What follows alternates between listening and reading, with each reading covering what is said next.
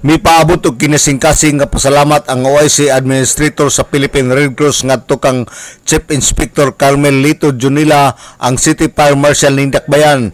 Mukabat sa 19 ka blood bags ang nahipos sa gipahigayon nga blood letting kagahapon sa Philippine Red Cross. Ang nasangpit nga blood letting ang gisponsoran kini sa Bureau of Fire Protection inline usab sa pagsaulog sa Fire Prevention Month.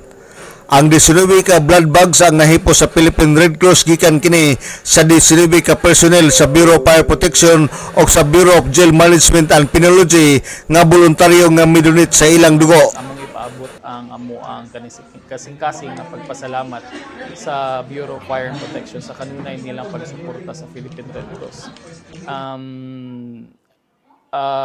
Kini nga pag-support pinaagi sa pag-initiate nila sa bloodletting program nga diin nakakuha taog 19 ka successful blood units. So gi-invite pud nila kalakip ang kining Bureau of Jail Management, ang BJMP, para maka-support pud sila, maka-augment sa ilahang tumong nga makahatag sa atoa og dugang pa nga mga blood units ato ang blood bank para matagaan at madaghan patang masuportaan matagaan nga mga pasyente nga nanginahanglan karon og dugo sa diri sa ato ang syudad, lakip na sa tibok probinsya sa Misamis Occidental. Gidugang ni Galungan niadtong adlong Sabado mihimo sila og mobile blood donation sa Lasal University ug Misamis University.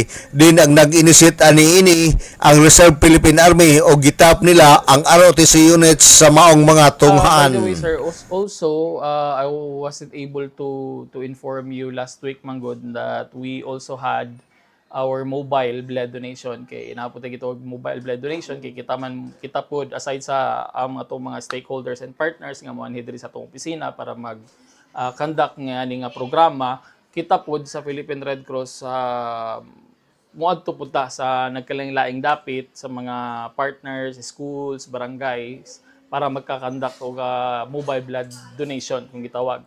So last Saturday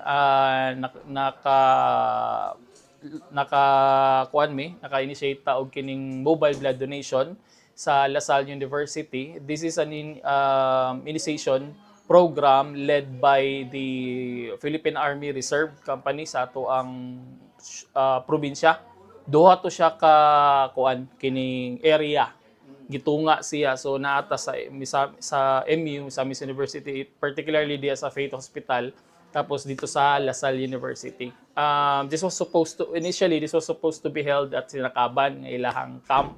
But then gibuhat na lang diri sa atong syudad kay nintap magud sila sa mga estudyante nato sa ROTC. So last Saturday sa amua lang sa Philippine Red Cross nakakuha mi og 146 kabuok nga blood units. Si Mark Jason Gallo, OIC Administrator, Philippine Red Cross, Osamis Chapter. Sa pagkakaroon ang blood bank sa Philippine Red Cross adunay igong supply sa dugo. Kung kinsa tong nagkinahanglan, moadto lang sa ilang buhatan, pwede na dili magdala og donors para ipuli tungod kay sa karon daghan ang supply sa dugo sa Philippine Red Cross. Alang sa DXDD Radio Campana, ang radyo sa Simbahan, 45 Dudong Barkamento, Danaag sa Dakbayan.